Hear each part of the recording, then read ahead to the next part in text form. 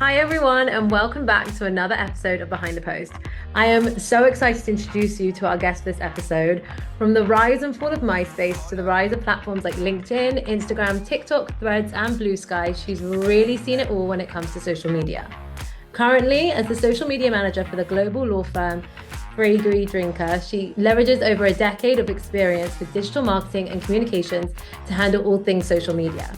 Be it writing posts, social listening, community management, advertising, data analysis, reporting, making reels, or providing support and training to her colleagues. She's a cold brew enthusiast, true crime podcast lover, and a Minnesota sports fan. In her spare time, she enjoys attending her nephew's sporting events and playing with her puppy Duke. So without further ado, please join me in welcoming Hilary Engel to the show. Hilary, are you ready to go behind the post with me? I'm so ready to go behind the post with you. Amazing. I love it. I can't wait to get into the topic we have planned for this episode. Thank you so much for joining me. But to start us off, please can you tell us a little bit about yourself, your role at your company, and what your team focuses on?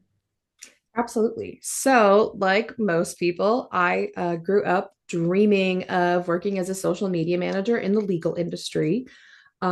So, you know, once that dream was achieved accidentally, basically, I started as a barista, and then one thing led to another. And before I knew it, I was working in marketing and communications and at law firms for my entire career. And now, like you said, I oversee all things social. I like to joke that I am a team of three, which is me, myself, and I. But I do have the support of all, which is wonderful. I know that not all social people have that. So I know that I'm incredibly lucky at Faegre Drinker. Um, Faegre, like you said, it's a global firm. We are everywhere in the US, also over in London, in Shanghai.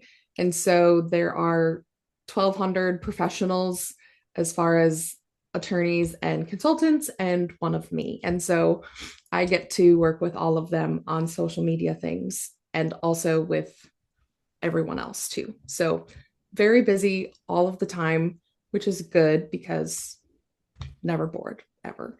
Um, We don't want to yeah, be bored. That's the best part being a no, social media manager. You're never bored. exactly. Always something to do. Exactly. So today we're diving into some of the biggest social media debates. So especially in the B2B space specifically, here's how it's going to work. I'm going to throw a common debate at you and you're going to Okay, share your take. We're going to do this fire round style, okay? Sound good? sounds great. Ready? Ready. Amazing. So we're going to start with one of the biggest ones. Links in the comments or in the posts. What's your take? Make it zero click content. No links ever. No. Okay, so moving on to the next one. What about CTAs? What makes a good one? What makes a good one is, I mean, at the risk of sounding kind of obvious, is something that makes people want to keep reading and makes them want to learn more. Um, don't just tell them something obvious that they can find anywhere. Give them something that only you can give them. Okay, amazing. Next one, you ready?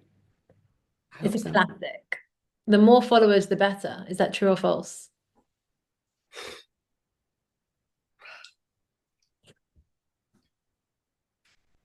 It depends. Okay, I think it depends. okay. Are they real followers or not? Are you engaging with them or not?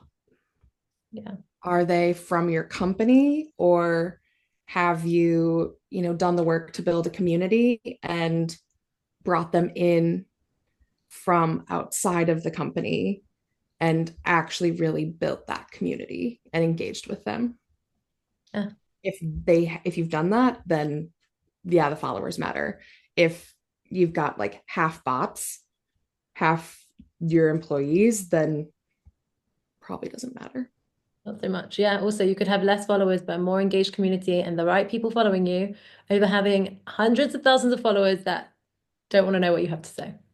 And if your content's good and people are engaging with it, then I don't care if you have like 5 followers. Yeah. As long as your followers like what you're showing. Yeah. Okay, ready for the next one? Right. Hashtags, are they dead? Let's drill into platforms if we can. I literally just saw someone post about this the other day and it made me laugh so hard because he was like, in 2018, social media managers said hashtags were dead. In 2025, they're saying hashtags are dead. In 2041, they'll be saying hashtags are dead. So I'm going to be the one saying in 2025 that hashtags are dead, Okay. with a caveat that if it's UGC, user generated content for something like an event, it's an exception. Um, but like platform specific, please do not use a hashtag on Facebook.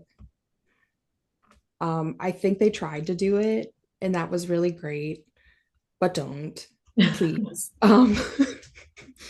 Maybe I'm in the minority there, but like when you're cross posting and you do something on Instagram and then you try to post it over on Facebook, we know immediately as social media managers, if you didn't edit it at all, when we see all of your hashtags still on there, that you just left it because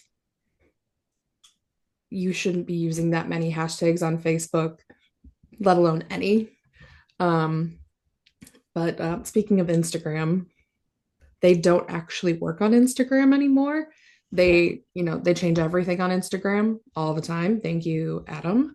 But they We love it. listen, that man haunts me, and I'm not even joking. Um, like I could bill him directly for therapy, I swear. So it's like they changed the hashtags at the beginning of, actually it was earlier than this year. They announced that hashtags weren't even going to be able to be followed or anything anymore.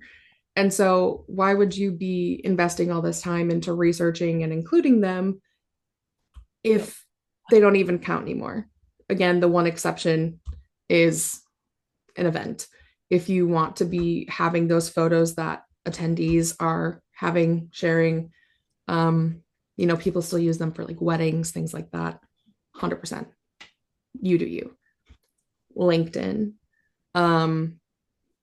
They are like a very unique beast because they use a totally different thing for their search function now. They completely redid it. And so it kind of goes through and essentially categorizes it. And it almost uses it like a catalog type thing. But before you could tell someone like use this hashtag with that hashtag and it's going to help people discover your content, it's not a thing anymore. Yeah. All intents and purposes, they're dead. Okay, amazing. I knew that I'll one was say going it. to fire around. I could talk about this for hours. I know. Okay, we're Next gonna episode. yeah, we'll do a whole episode on it. Okay, so the next question I have for you: new platforms are just popping out left, right, and center every day. Should brands jump on all of them, or should brands be selective about it? Be selective, but grab your handle. Nice. Okay, that's an interesting take. And on the flip side, if a platform isn't working, how do you know when and how to leave that platform? Look at your strategy because you should have one, and see if it aligns with your strategy to still be there. If it doesn't, make a plan to exit gracefully. Okay. Organic versus paid social. You can't do one without the other. So true. It's so true, and you need organic. Yep. There's one hot topic I'd love to ask you. In quotes, social media is just for branding, not sales and revenue. What is your response to that? Not anymore. Yeah, 100%. It's everything. Respectfully. Next question. It's actually my last one for you. Here's another common belief. We should only be posting during business hours. Does timing really matter that much? Yes. Okay. Um, there's so many resources out there now that allow us to look at the data of when people engage most with your content. And so you can do tests, A/B tests, and everything to see when people engage with it most. People are busy during their workday. Mhm. So if you're putting your content up during the workday, they're probably not actually seeing it. Um, chances are, commuting's becoming more common again and all of that using transit and whatnot. They're going to look at it then. They're going to look at it after the kids go to bed, things like that. That's not working hours.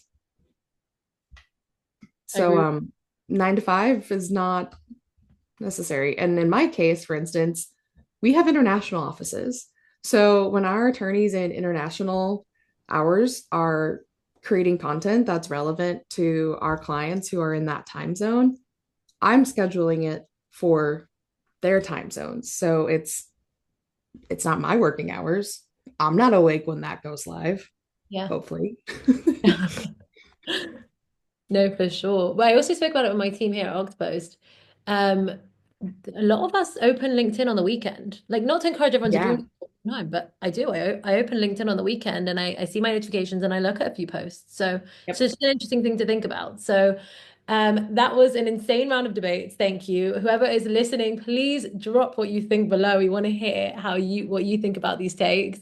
I'd love to talk about something else now. I'd love to talk about the role of social media managers because we know it's so much more than just posting content, and you can hear the emotion in my voice when I say it. It starts with brainstorming, it goes through so many revisions, and then even after the post goes live, that isn't it. We're analyzing the performance. So, what are some of the biggest misconceptions about social media managers that you'd love to debunk?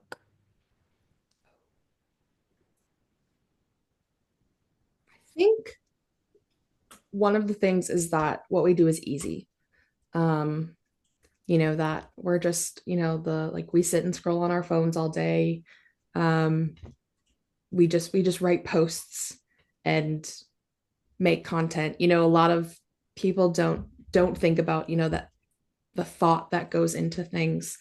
The fact that I can spend half my morning thinking about drafting, selecting an image, publishing, and notifying people on one post. Like Yeah. half my morning can be spent on one post, which sounds silly when you say it out loud because it's like, what? And then you see it on a platform and you're like, you spent how many hours on that? But in reality, that's doing it well. That's doing something justice that it deserves. Um, it's not easy. It's also not for the faint of heart. Um, like I think of some of the comments and stuff that come in and the things that you have to read when you get into the community management side of things. Um, it is the Wild West out there in a lot of ways. Like tumbleweeds not included, but it is it is rough. And it can really take a toll on your mental health. Boundaries are really important. It's something that I'm still working on every single day to be better at because it's hard. Yeah. It's really hard to do. Definitely. I think what's also interesting is when people are like, oh, it's just a 5 minute thing to write that post. And it's like, no, no, this post is part of a bigger strategy, which part of a bigger content plan, and it takes time. And find me the person who's writing in 5 minutes because I would love to have a coffee with them. I want Yeah. want to know how they're doing it. So the next question I want to ask you, you did mention it before. You said you have a lot of support with your team. Not Mhm. every social media manager does. And as you said, Yeah. you're really lucky. And I know from knowing you personally how appreciative you are about it. What advice would you give to someone who doesn't have this support? Find a community, number one. Whether that's, through LinkedIn. I've been really fortunate to find sort of a social community through LinkedIn, whether it's just following people, getting connected with them, through messages, whatever within your industry, things like that. Also, don't be afraid to go outside of your industry because I think it's also really important to see what other people are doing because that's how you innovate. Buzzword, I know, but it's true. Social is always changing, and you need to be ready for that. I don't think you're ever going to be ahead of it, certainly, but be ready for all of the changes and give yourself grace and then give yourself some more because it is hard. Yeah. And especially if you don't have that level of support, I hear the jokes about like, oh, it got stuck in legal and all of this. And I laugh because I work in a law firm and I don't feel that, Okay. um, which I think is terribly ironic, um, because I feel like I should have that experience like tenfold. And I really don't, which I know is incredibly rare. Mhm. Um, but for those who do have that, I'm like, you have to be kind to yourself. You really do, because even though other people don't understand what you do, it doesn't mean you're not good at what you do. And Yeah, that's where that point of giving yourself grace on grace on grace comes into play, because you are the expert. Don't forget that. Just because other people don't understand it, might not recognize it, um, you are, and don't give up on that. absolutely. The same way a developer knows what they're doing, and I would never tell a developer I can do their job better. It's the same for us and the same for social media managers. So I agree Yes. with absolutely everything you've just said. That being said, kind of links us to the next question I have for you. But what is something you wish other departments understood about working in social media? Probably the demands of it. Um, Good one. and I kind of talked a little bit about like the comments and just kind of like the mental toll that it takes on people, myself included. And again, I've talked to you about this a lot, but like I'm very fortunate that I can be candid with the people that I work with and say, it's been a lot lately. I'm going to need a minute. Um, and they're very understanding about that. And I would hope that the workplace in general is getting to a point where that's more accepted. And especially for social media managers, that they can just say, like, hey, comments are a lot. Can somebody else jump in here with me? Or, Yeah. can I talk to somebody about this? Because what the heck is going on? Because sometimes it can feel personal. You have to have a thick skin to do it, which isn't fair. It doesn't make it, okay or right. But I wish that people would understand the mental toughness I think that it takes to do it, combined with the creativity that is also required, because it's such a unique skill set that it takes, um, to be able to do it. And I think it kind of gets looked at like this really easy thing, when in reality, it's you have to have this brain that can do so many different things, Mhm. and Yeah. it's not viewed that way. 100%. I actually think that's the really unique thing about working in social media. You need to have so many skills, and people don't realize that. You're wearing multiple hats. So whether that's an analytical brain, a creative brain, building a community and having time to foster and build relationships online. I could go on for ages, but there's so many different skills you need to have, and it's really unique. And that makes for a really unique person to fill that role. And it's underrated. People don't realize that. Yeah, Um, so I can't believe we've got to our final question, but finally, to wrap things up, I cannot wait to ask you this. What is the best piece of social media advice you've ever received? there's been so much, honestly. Good thinking. um Take time away. Reset. Yeah. Come back with a fresh mind. I like that. I think also because you're on social, so you're scrolling at work, you're scrolling in your own time. Yeah. So definitely, if you need the breather, take the breather. Yep. I love that. And even if you don't think you need the breather, take the breather.